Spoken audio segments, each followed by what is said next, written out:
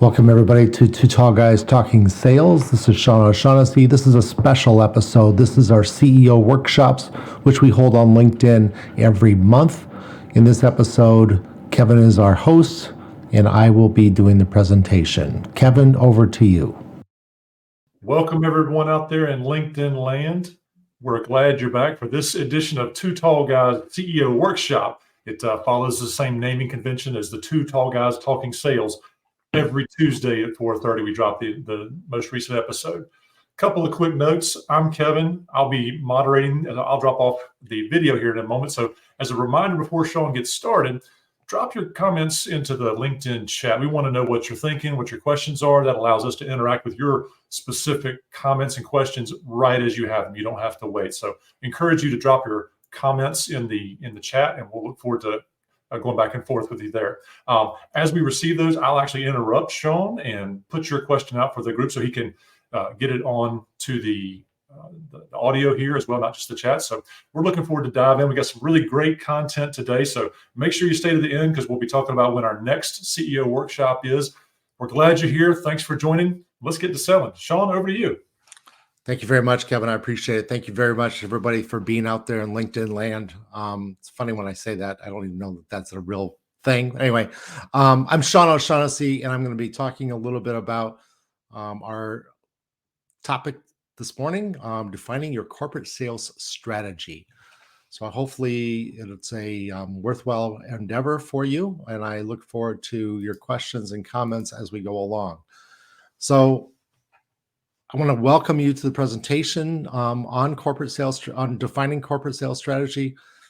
Today, we're going to explore the critical role that a well-defined sales strategy plays, not only in meeting, but also in exceeding our corporate goals. Our journey will take us through a structured approach to crafting a sales strategy.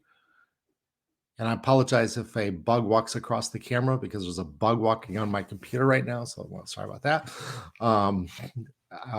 As we delve into this topic, we'll understand why the CEO's involvement is not just beneficial, but essential for the successful implementation and execution of the strategy. Let's embark on this exploration together and set the stage for a transformative sales success. You can see my highlights of my talk that I'm going to go through today. I'm not going to talk about each one of those bullets right now. In fact, I'm not going to talk about every bullet all the way through.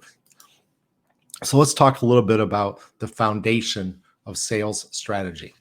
So there's a few things that you need to do to start out before you can even say you're going to create a sales strategy. The first thing you have to do is figure out your market needs. Then you have to figure out your business goals. And then you have to establish your clear objectives.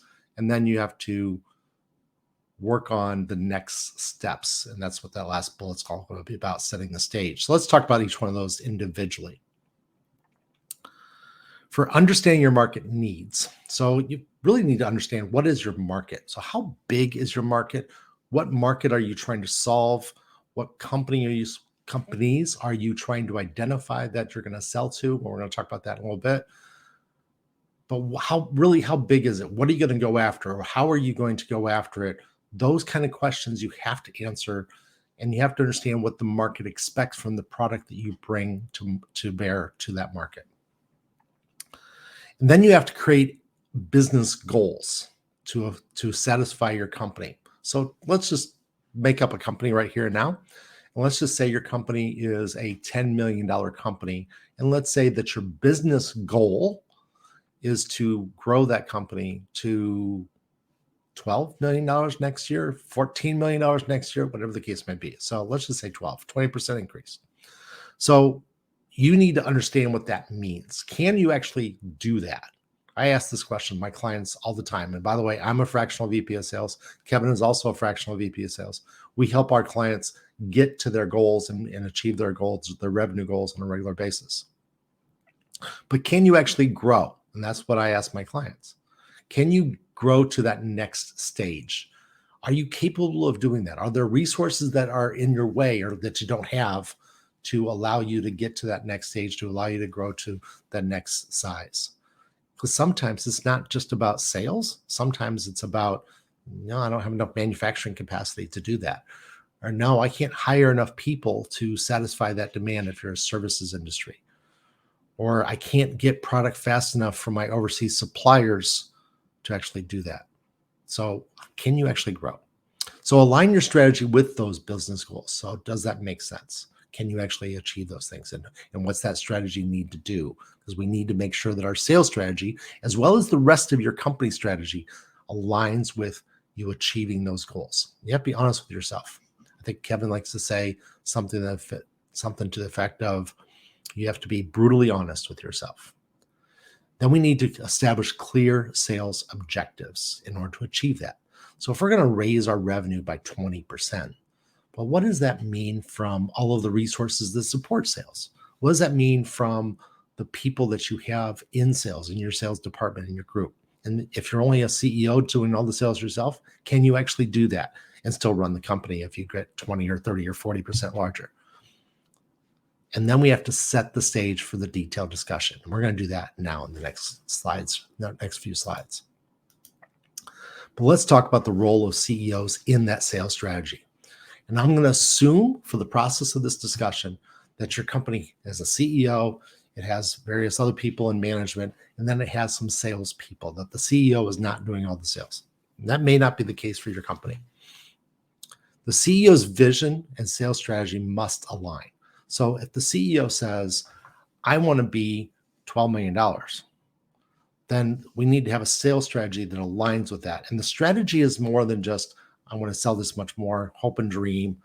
I need to generate this many more leads. I need to generate this much more product information. I need to hire this many more salespeople. I need to hire this many more sales operations people. All of those things become part of your sales strategy, and you need to make sure they align with that CEO vision. And if they don't align, then you have a problem. So you need true leadership in both your strategy development and your execution of that strategy. And if that's not there, then you're not going to achieve your strategy. You're not going to achieve the goals of the strategy. You're just not going to make it. And there has to be true. Sorry about that bug that just flew across the camera again. I apologize for that. Sorry, I got screwed up. You'd have to encourage cross-functional collaboration. So the reality is you can't just depend on salespeople to get better and salespeople to work harder and salespeople to find more revenue, unless you're increasing that salesperson count. And you're also maybe generating more leads, more marketing content. Your website's getting better. You have more things to send to prospects. All of those things start to happen, so that cross-functional collaboration must happen. And the CEOs have to have a significant role in cultivating an adaptive culture, because I think it was Michael Tyson that said this part of the story. He said, all plans fade or fall apart as soon as you get punched in the nose. He took that from, MacArthur said it. I think Sun Tzu, or whatever his name, Sun Tzu, said it as well back 1,000 years ago or 2,000 years ago.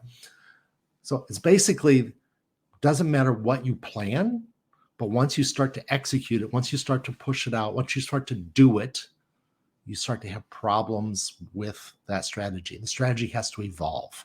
It has to evolve kind of in mid-flight. And that's perfectly fine. That's perfectly good. But you need to be able to adapt your culture and adapt the strategy to what changes happen along the way, because you're never going to think of it all in advance. And then it's very important for executives in the company to be aligned with sales. And executives in the company, I talk about this a lot with my clients. Executives in the company have to have a quote unquote first name relationship with your top 20, top 10, top 50 clients that you have in your company.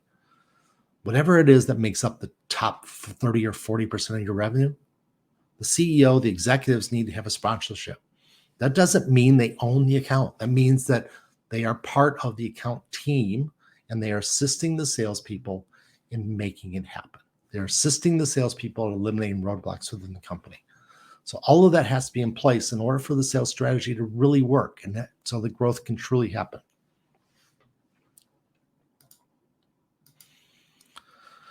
So the first thing that you're going to do after you've kind of figured all of that out is figure out what is the market that you're really going to go after. So let's talk a little bit about market segmentation.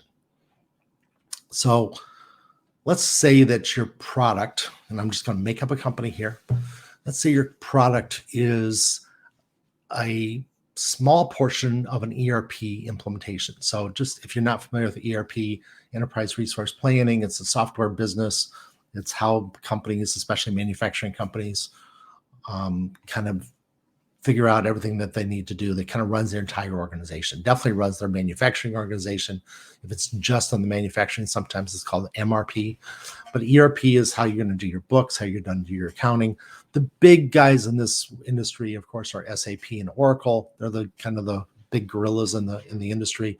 But there's lots of smaller companies that are there.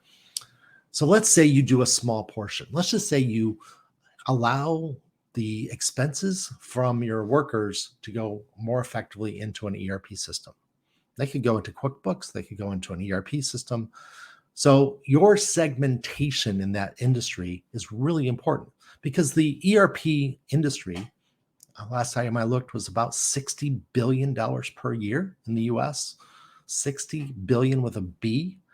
Now, you're not just because you're doing expense report management or whatever you want to call your industry, if this fictitious company I'm talking about, you're not going after all 60 billion.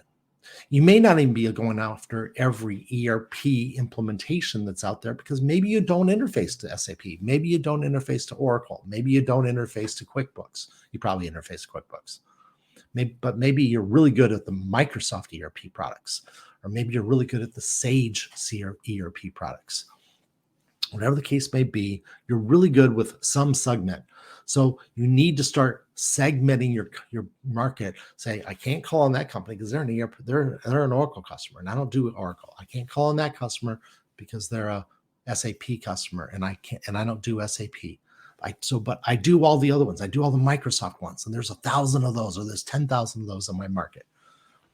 So start to define what product or what market do you truly go after. And create a very effective segmentation for that.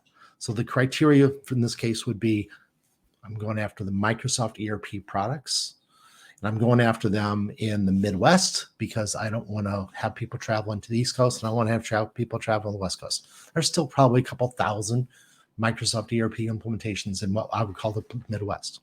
Is that a big enough market? I don't know. That's kind of the conversation that you would have to have with yourself as you come up with this market segmentation conversation. The benefits of that are simple. I just kind of said it, right? I'm not going to go after the Oracle customers because I can't sell to them. I'm not going to go after the SAP customers because I can't sell to them. I can't solve those problems, but I can do the Microsoft customers. And I don't want to do the customers that are on the East Coast and West Coast because I don't have the travel budget this year to go from 10 to 12 million. I don't have the travel budget to have people going that far. And I don't have salespeople out there. So I either have to hire salespeople on the West Coast or I have to let them travel to the West Coast. That's expensive. I don't want to do that if I'm the CEO. So that segmentation has to be very good. And the benefits of that are I get to reduce my costs. I get to really focus on the problem. I don't have to talk to an Oracle guy. I don't have to talk to an SAP guy. I can really focus in on the problem. And then I need to really come up with a great pitch that's going to go after it. And we're going to talk about that in a second. But let's talk about the common segmentation challenges. The segmentation challenges are you get so segmented, so narrowed in that your market turns into from 10,000 companies to 5. So you got to be careful about that. Don't be so segmented in your desire to really focus in on one type of customer that it really is only one customer left, right? I only want 43 employees in my company. Well, that doesn't work, right? Or in my customer, that doesn't work. So that allows you to say, in this segmentation that I've chosen, I have this much revenue potential. That's that revenue generation capability. Now I have to figure out how to go after it, and I have to figure out how to go get it. Let's talk a little bit more about segmentation here in the next slide. Some of these challenges that we've talked about and I've already mentioned, what are the potential pitfalls? Are we talking to a customer that doesn't have any money? Maybe the Microsoft companies they already have a solution, so there's a problem with that. That over segmentation risk that I just talked about in the earlier slide, where I'm focusing in on a small group and it's just not big enough and it's not enough money to allow me to to grow to another $2 million and go to $12 million.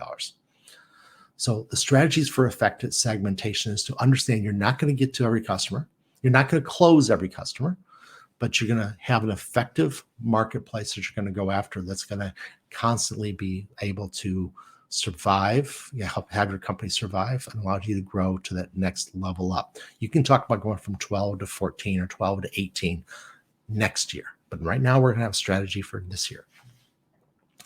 And then we're going to constantly improve on that segmentation. So as we're starting to call on these customers and we're going after this Microsoft ERP system that's there, well, what are some issues that might come up? Well, maybe you have to be a Microsoft partner. Maybe that's part of that. So the whole continuous improvement in that segmentation, are they the best customer to go after? Well, maybe they're not. Maybe it's really just who companies that are using QuickBooks. Maybe that's the best customers to go after. So that's that constant improvement as you are making sales calls and working with the client, working with the customers, and trying to drive that revenue to those companies. Now you're getting some feedback. And should we improve our segmentation? Should we loosen it up? Should we tighten it up a little bit?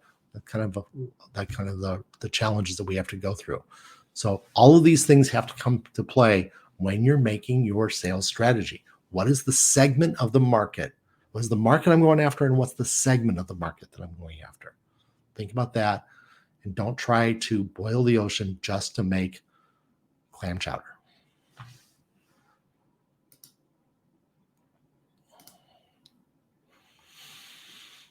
It's also very important that the entire organization lies up behind segmentation. And I called it the symphony of segmentation. I did the symphony of segmentation. I use this word simply because Kevin, my friend here on this podcast, his wife is involved in the Cincinnati Symphony. So I figured I'd use that word. So if you think about a symphony, you got your drums, you have your brass section, you have your flutes, you have your strings, you have the woodwinds. I know all the rest of them because I'm not that good on symphony. But you have all of these instruments and all these areas of the orchestra that you have to do. And the person in charge is the conductor. And that's the CEO. The CEO has to understand that I need to make the brass pick up a little bit.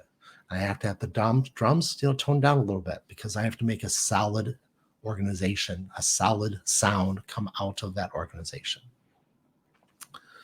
The challenge in a small company is the whole company has to be behind your segmentation. You have to say, we're going to do everything we can to understand, in my case that I gave before, Microsoft ERP companies. What do they do? What do they like? Are they in this industry or in that industry? Well, let's get really good at those industries. Do they need it to show up on the doorstep?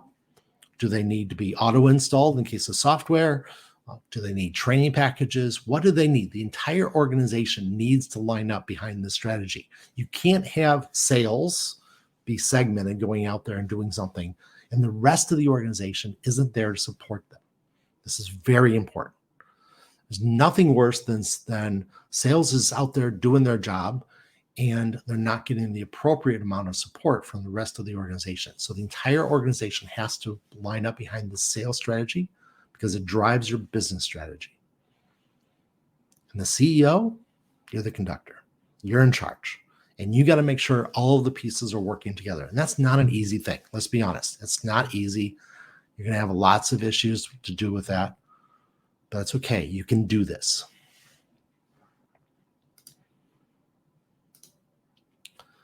Now that you know your market segmentation, you know exactly what your customers are. Microsoft ERP in my example that I'm using, and I realize you're going to go after a different business. But now that you're going after that, you need to develop your unique selling proposition. Now, what is a USP, a unique selling proposition? A USP is we do X, whatever that is, for Y. That's essentially what it is.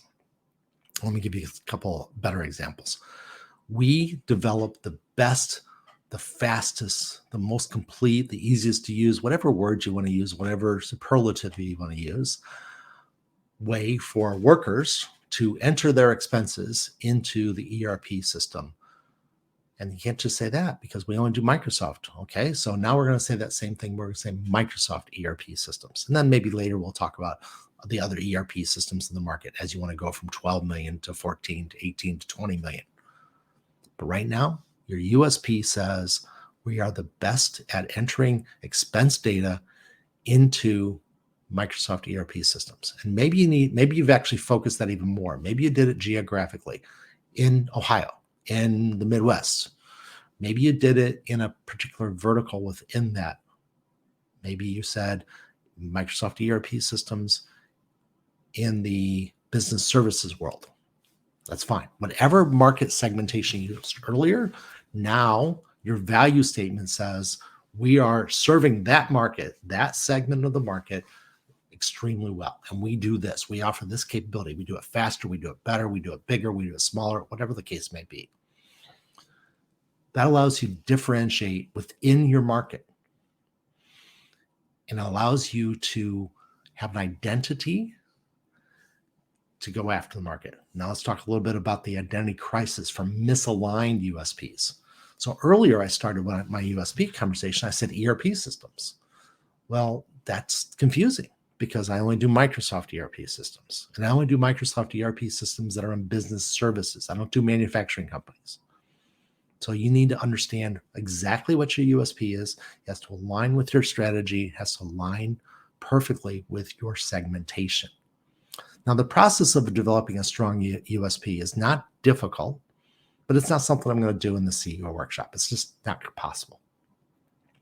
Kevin and I actually offer a service that allows you to develop your USP. When I do it, from my experience, it's a 2-day workshop, usually about 3 hours of length in both cases. Usually I separate it by 3 or 4 days, hopefully a week, so that there's some thinking that happens between the two workshops.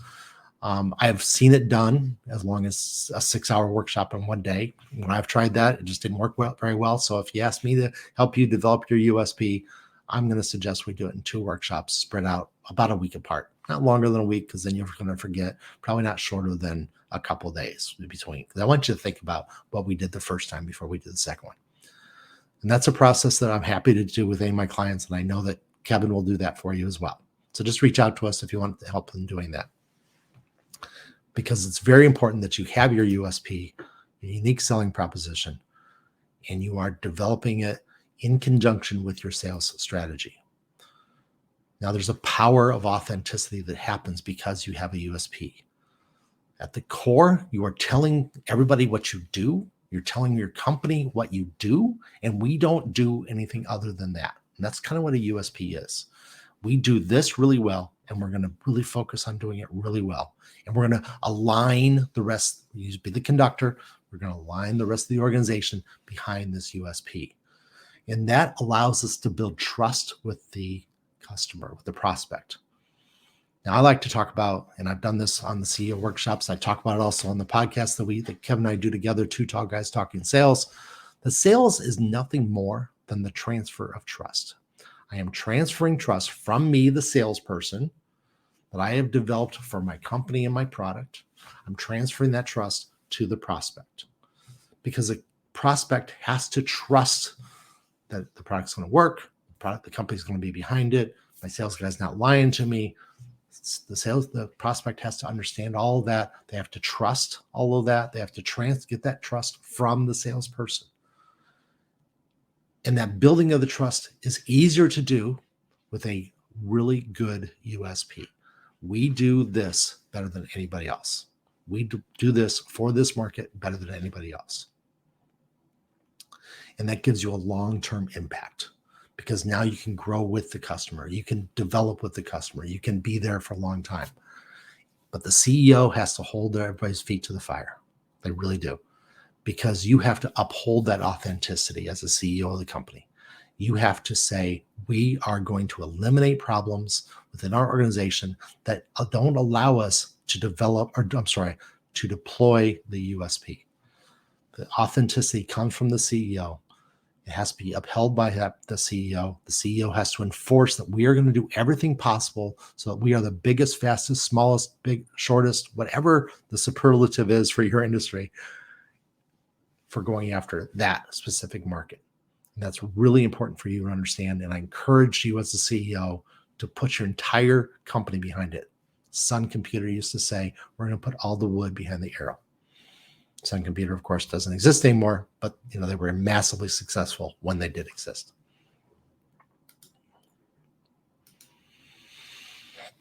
All of that's going to align to allow you to create a sales process flowchart or a sales process pipeline. Okay, now the role of the sales process flowchart is that everybody can align behind the different steps that have to happen with the prospect in order to achieve that goal. Remember, the goal at the end is to get an order, but the goal before the end is to transfer the trust from the company, from the salesperson and the company and the CEO and the guy in the shop and the developer, and if it's a software company, from the sales ops person to the marketing person. All of those people have to be aligned. Remember, that's the conductor part of it. So that at the end, we are transferring the trust in our company and our ability to deliver that USP. We're going to transfer that trust to the prospect. And that is the role of the sales process flowchart, that we can actually see step by step that we are doing this. We are doing it step by step. We are taking the customer, taking the prospect through the process. Excuse me while I take a quick drink.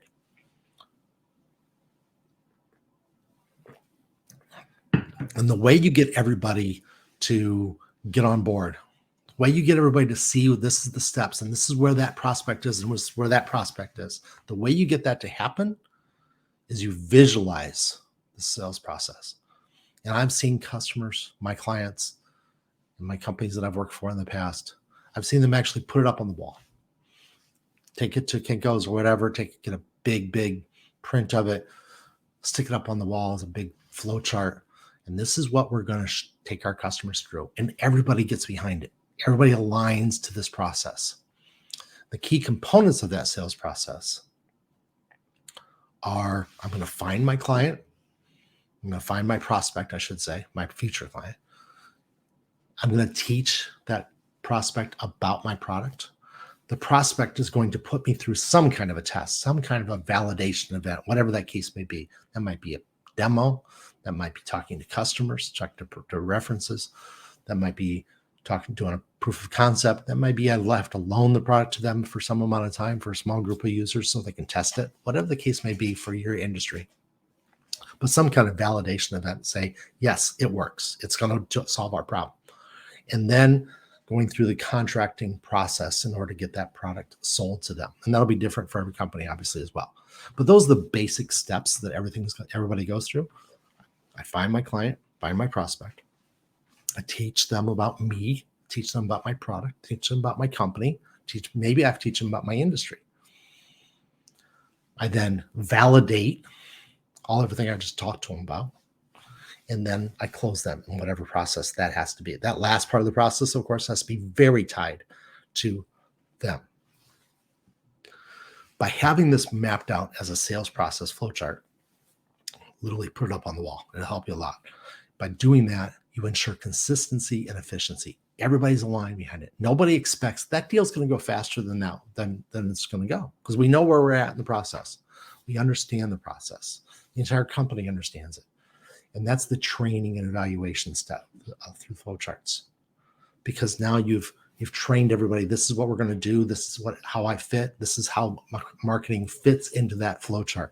This is how the shop manufacturing component fits into that. If I'm a software company, in the case of my example here, this is how my developers fit into that whole process. This is how my pre-sales support, my technical people, my customer support people, this is how they fit into that process.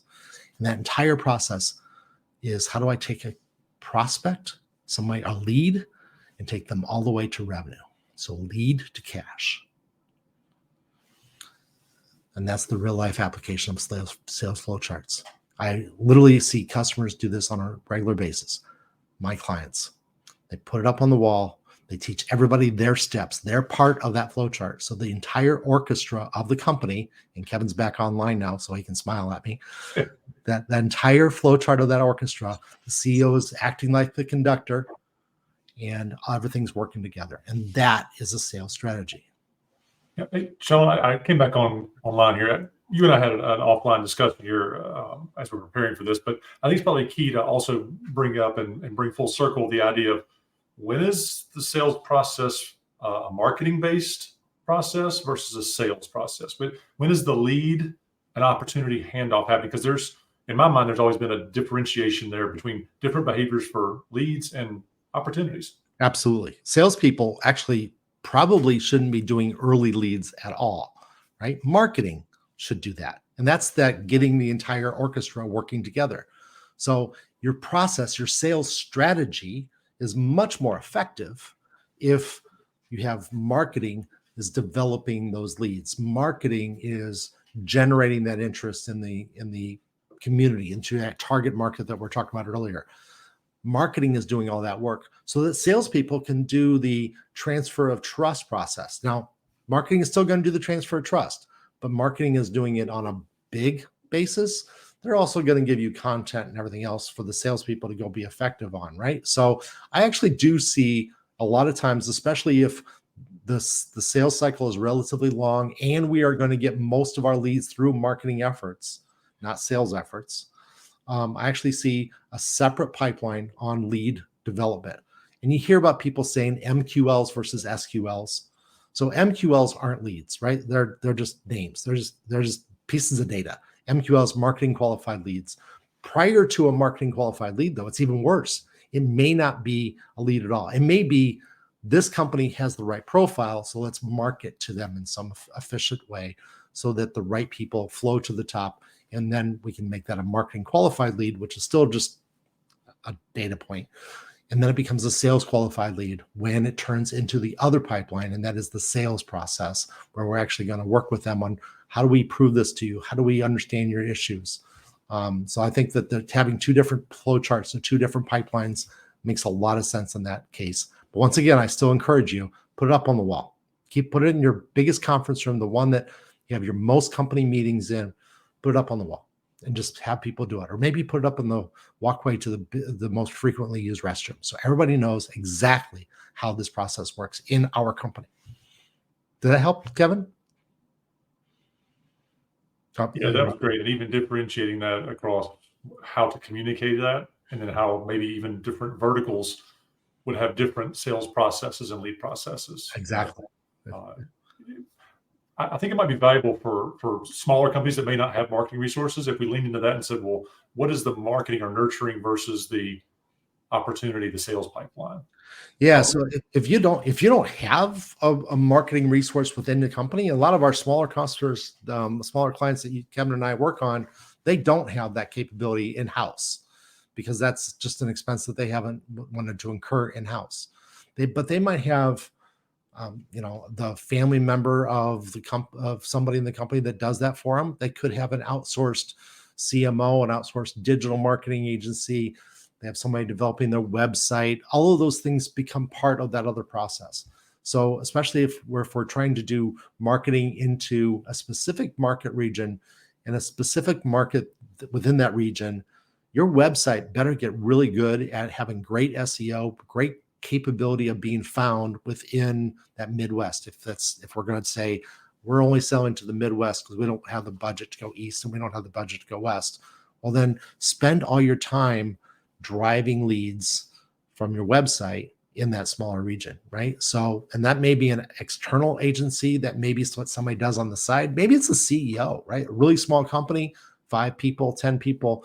It might just be the CEO does that himself. And that's fine. We want to get past that point. We want to grow past that point. In my pretend example where we're going from 10 to 12 million, in theory, the CEO is not doing that anymore, but he still may not have a marketing person on staff to help him do that. He may be outsourcing that to somebody else. But marketing is very important, and having marketing working together. In fact, I think it's going to be in the next slide, or maybe 2 slides from now. I'm going to talk about how marketing and sales need to work together. So I saw Kevin go back off, so I think he's done with my questions. So let's go to the next slide. And this one's important. So you need to balance long-term and short-term needs. So I talked to you before about going from 10 million to 12 million. So going from 10 million to 12 million does imply that the 10 million stays, right? And you're going to have another 2. And this is an important concept, right? So we can't just be always thinking about how do I get the 12 million? Well, how do I get the first 3 of that 12? So the first 3 happens in the first quarter, right? How do I get that first 3? That's a short-term strategy of how I'm going to do that. And that short-term strategy may be different than the long-term strategy. And that's perfectly fine. You can have multiple strategies. Once again, the CEO has to be the conductor of the orchestra. You have multiple strategies to get that done. So there has to be a balance between the short-term sales strategy and the long-term sales strategy. And think about aligning the short-term wins with the long-term goals. Once again, if I'm trying to get to 12 million, I better be doing $1 million a month, or maybe less in the beginning and more at the end, because we're going to be on a growth curve. But maybe 800,000. If I'm trying to get to 12 million, I better get 800,000 in January. And that's assuming I don't have a cycle. Sorry, I can't speak this morning. I don't have any cycles in my business. I don't have any natural cycles where revenue in the software market tends to happen in Q4. So maybe I'm lower in January, but that's okay, because I know I'm going to get the deals in Q4. So we need to use that sales process flowchart that we've talked about. Maybe it's 2 of them for leads versus existing customers, or new or customers that are kind of qualified, they're sales qualified leads. You need to have alignment to, this is my short-term strategy and this is my long-term strategy. And there needs to be alignment between the two. And you need to be able to adapt those strategies for market dynamics, especially in the short term. So as I'm recording this, as we're giving this presentation towards the end of 2023, and you might be listening to this a year or 2 from now, so I totally get that. But if you're listening to us in 2023, if you're listening live or catching this the next couple of days, the economy is good, but scary. We don't know what's going on. There's some geopolitical war events that are scaring everybody silly right now. There's issues internally with interest rates, unemployment. Are they good? Are they bad? That's kind of up in the air. Gas prices, whatever. So those market dynamics make a difference. So you might need to adapt your strategy to affect those differently. And I don't know your business as I talk to you across the camera here. I really don't know what your business is all about. But if I go back to my sample company I was talking about, and I'm talking about customers that are trying to put their expenses of their employees into their ERP system, into their QuickBooks, into their Microsoft ERP system, if that's the case, well, then are my customers actually incurring expenses? Are they actually traveling to have expenses done? And maybe that's the market segmentation I need to really focus on. I need customers that are going after this type of company. This type of opportunity. And so their people are generating expenses. They're generating a cost. Those are the companies I need to find. I need to go after those. And I need to really focus on those. So you need to adapt to that. You need to figure out what changed in the marketplace to make that happen. So I told you we're going to talk about marketing. Sales and marketing we're best friends. We have to be best friends. And if we're not, then fix it. CEO, that's that conductor job that you have to go after. There have to be shared objectives between sales and marketing. Sales depends on marketing for content. Sales depends on marketing for messaging. Sales depends on marketing to have a decent website. Sales depends on marketing for leads. And all those things have to happen. And so we're dependent upon marketing to do their job. Marketing, on the flip side, is depending on sales. Well, did that periodical that I sent out, did that really hit home? Did that message work at the show? Did the design for the show, our booth, did our design work? Did customers come in and talk to us? And maybe marketing was there to see that, but maybe they weren't. So we are shared between the two of us. We have to feed back information back between the two of us. And we have to translate those marketing initiatives of, let's do a marketing campaign to this type of customer. And those have to be turned into sales actions. And the CEO needs to be the conductor of that process. So the VP of marketing, if you have that job, or the VP of sales, if you have that job in your company, they need to get along and they need to be coordinating. Marketing is trying to do this, sales has to deliver. Sales is delivering information to feedback to marketing. Marketing is feeding information to sales all the time. So that real-time data sharing just has to happen if you want to have a successful sales strategy. Now, one of the ways to do that is to having a great CRM. You have great automation, so it doesn't cost you a lot of money. It doesn't cost you a lot of time to actually make information work in the CRM. So you need to think about, what do I need to put into CRM so marketing can use it? And marketing, what do you need to feed into CRM so that sales can use it? And then automate as much as you possibly can to make it easier to use. Don't make salespeople type their notes. That's what great CRMs do automatically. That's what artificial intelligence does automatically. Just put all that stuff in automatically. You don't need to have somebody type. We're past typing in our industry. And then you need to institutionalize sales and marketing synergy. There was a time when it was the VP of sales and marketing, and that was okay, except marketing is so complicated and so hard that it's kind of too big of a job for one person to do sales and marketing. But they have to act as one, and they have to represent themselves as one, and they can't be finger pointing.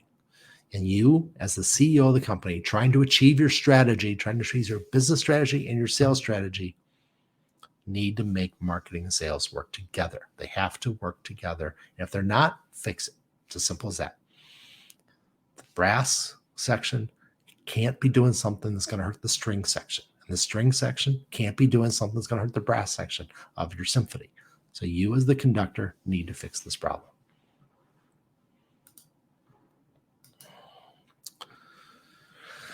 So, historical data. Get this question all the time. I've never sold to that market. I don't know how to do that.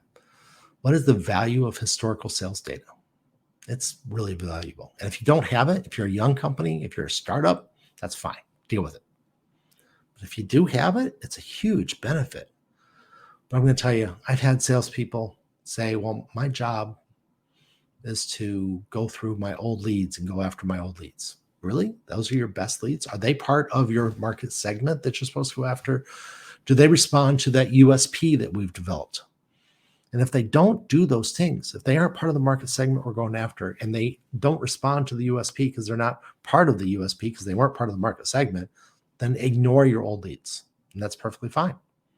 Go after new leads that are in your target market. However, you should use your existing sales to say, wait a second, my strategy doesn't make sense. I have never sold to Microsoft ERP customers before in my life. We've only sold to QuickBooks companies. Now, maybe you have a new capability that allows you to go after that market today that you didn't have before.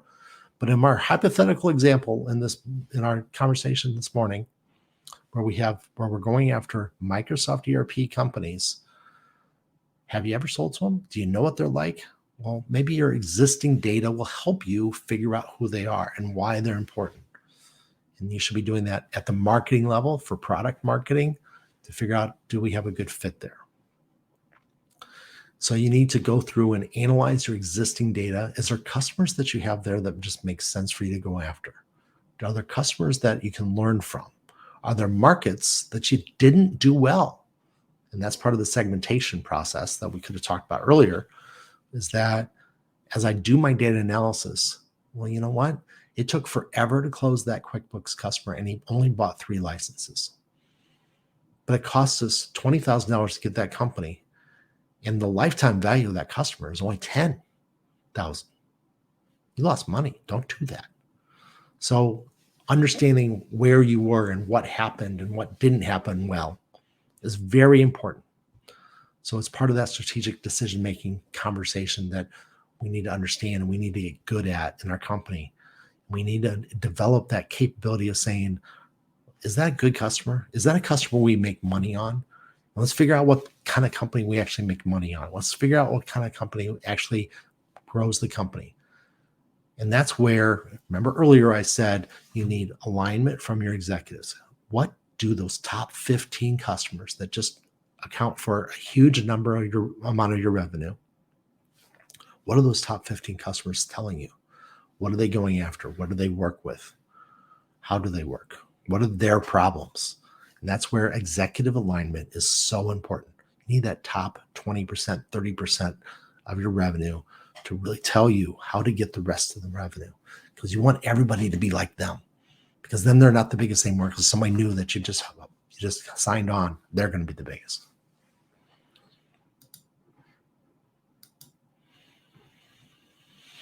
I said this earlier, and I'll say it again.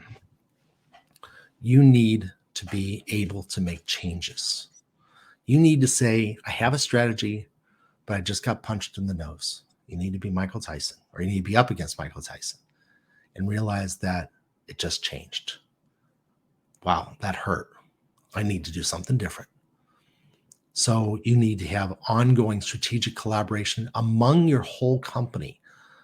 You need the VP of operations, the VP of manufacturing, the VP of customer service to be feeding back information to the VP of sales and VP of marketing, assuming you have VPs. Let's just make that assumption. You need to have them feedback. This type of customer is expensive for us to go after. This type of customer is expensive for us to maintain. You realize that if we call on this kind of company, they actually have, because you did some good data analysis, they have 4 times more questions than that type of customer. And it costs us X amount of dollars to support that customer than the customer that doesn't ask any questions. Well, let's find more customers that are like that. And that's where you go on that analysis. So that constant strategy review, constant looking for that, and being able to adjust on the fly to the whole process. Yeah, Sean, I'm going to interrupt you there. That was really hard hitting there. And it brought up the question in my mind, at what point do you stop looking in the rear view and start looking out the window? Like, how much look back and analysis is too much versus the right size to help our listening audience say, okay, I don't want to spend too much time and attention looking rear view, and then apply those insights out to the strategy? Good question, right? Because what happened, especially if it goes back too far, right? Let's start talking about what is too far and what's recent, right? So customers that you closed recently are closed in the same economic world that you're in today. So what I closed last week is the same kind of customer, same economic situation is going to be in place when I close next week, right? Now we start extending that backwards. Last quarter, that's the same. Last year, still probably the same. But if you're going back, and once again, we're in 2023, so we're a couple of years out of COVID. So if you're going back and you're analyzing, well, this is what happened in COVID, or this is what happened before COVID, well, who cares, right? I mean, you probably are going back too far at that point. Maybe you get a little bit of insight, maybe you get a little bit of information from that, but it's a different world today. Just the fact that we're doing this on LinkedIn Live, as opposed to doing a webinar or doing a seminar where you're all gathered around in some courtyard Marriott eating bad dishes in the back, watching me talk. That's a different world, right? So we're not doing that anymore, and that's perfectly fine. So I do think it's important to not go back too far. And I do think it's important that what you learned today from the customer you closed today is actually more important than the customer you closed last year. And I think that's very important to understand, because it's so important to build on recent data, recent trends, what's happening in the world, what's happening in their environment, what's happening in their economic situation. That's so important. So you want to make sure that you don't go back too far. But you need to be changing your strategy, tweaking your strategy to make sure it still makes sense. Now, if you told me that every week, let's just say you're an EOS company and you have an L10 meeting every week, and you decided that you're going to change your strategy every week in your EOS L10 meeting. No, don't do that. You might not even want to change it too much on a monthly basis, but maybe a quarterly basis might make sense. Maybe definitely every year you should be looking at your strategy. You should be figuring out, where am I going to go next year, every year. And that's just part of running a good company, especially a young company, especially a company that is under $100 million in revenue. You need to be thinking about, what's my strategy for the next year, every year. And you need to be institutionalizing that adaptability into your sales strategy, into your company, and into the entire environment.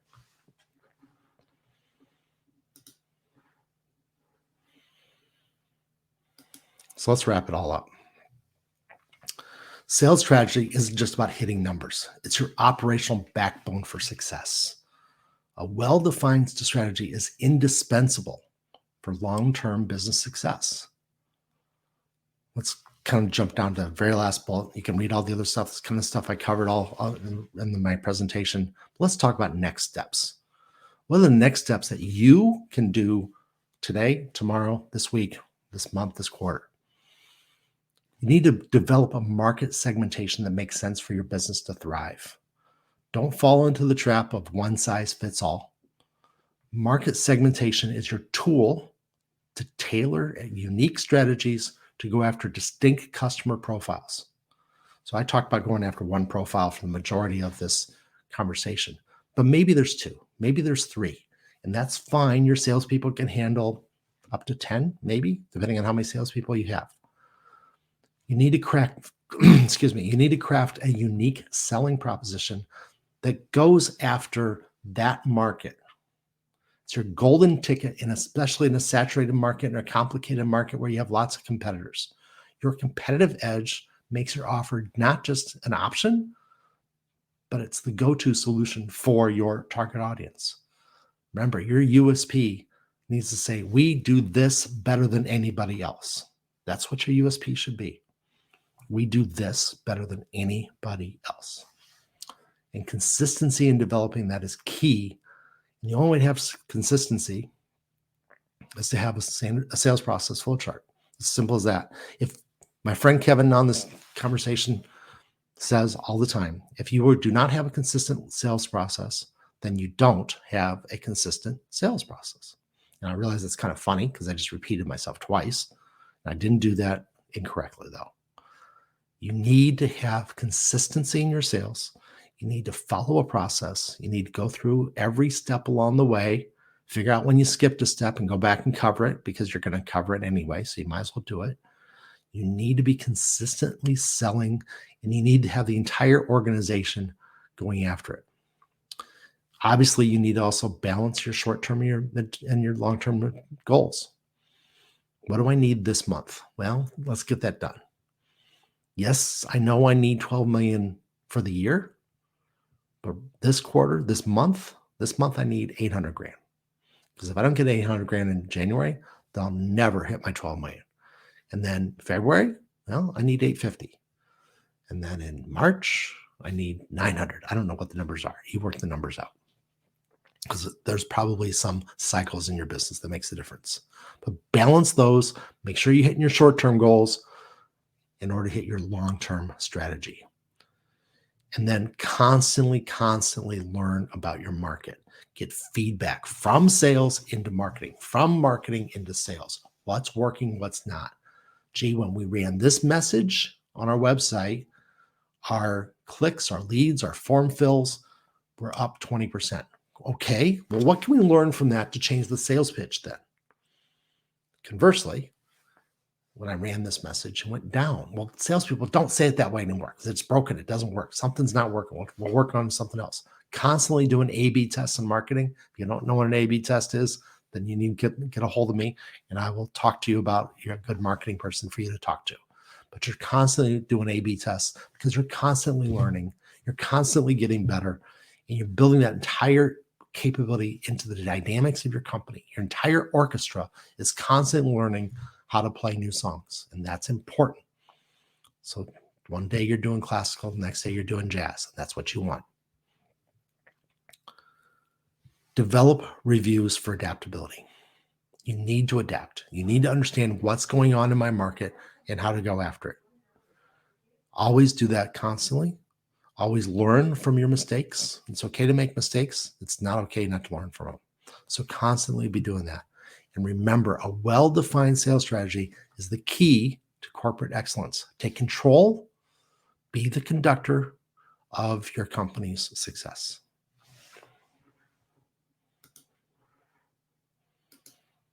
So a little bit about us. So I'm Sean O'Shaughnessy. I'm the CEO of a company called New Sales Expert. I'm a fractional VP of sales. And for 35 years, I worked for somebody else. For the last 3 years, I've been helping companies solve problems, helping small companies solve problems in their sales and revenue generation capability. So if you need help with that, happy to help you. give me a call or call Kevin, who does kind of the same thing. So we are friendly competitors. He is the president of Lighthouse Sales Advisor, and we like working with each other. We're good friends. So he kind of does the same thing I do. He helps companies that are having a problem with their sales and their revenue generation capability. He helps them get better. Both of us focus on B2B organizations. Kevin loves to help small one-man chairman, CEO-led sales organizations. I probably don't love that as much as he does. So that's a good way to kind of differentiate us as well.